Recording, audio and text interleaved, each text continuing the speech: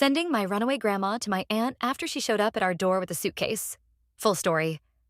The last time I saw my grandma was when she called me her favorite English word, dumbass, then proceeded to try and push my little brother off a paddle boat in the middle of a lake. My mom, furious, sent her back to Germany. For the next few months, my mom is still receiving letters from her, but after a while, the letters become less until they become none. My mom started asking family members in Germany, such as her two sisters and her stepdad. One of her sisters refuses to talk to my mom and has blocked her. The other has no idea, and her dad hasn't seen her in years. They are long divorced. A year later, for context we're in Asia, my mom finally decides to start searching for her mom. She gets a ticket to Germany and starts contacting friends and law enforcement who are willing to help. The week of her flight to Germany, there's a ring at the door at 9 a.m. My mom thought it was a package, so she told my brother to get it. The silence between the click of the door opening and my grandma's loud voice going, "Halo," was like a scene out of a psychological thriller. And my grandma came with my brother's absolute face of horror following.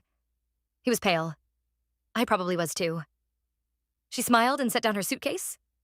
I knocked on my mom's door and she told me to come in. I squeezed my way in and shut the door before looking at her blankly and going, "So before you leave this room."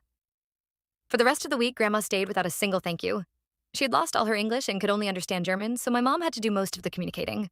She gifted us a sign of the old American president, "I choose you," pointing guy on it with the text, "I want you be yourself." So clearly, she bought it from anywhere but the US.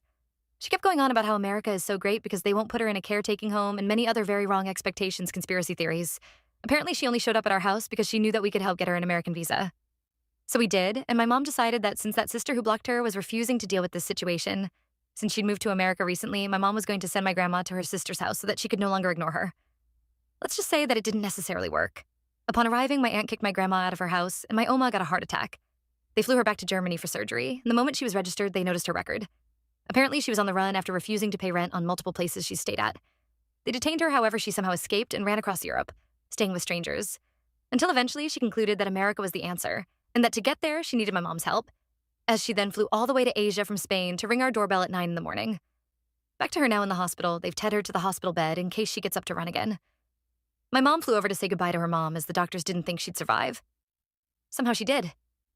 However, through all this, more came out. Apparently, my Aunt I, Germany, who I was always strictly told not to contact since I was little, because we were told by my grandma that she was an alcoholic that ran from home and was addicted to drugs, was actually fine and didn't run away from home. She was actually kicked out by my grandma, their mom, at 16. Now my parents are wondering what my grandma told my aunt in the US to compel her to cut contact with my mom.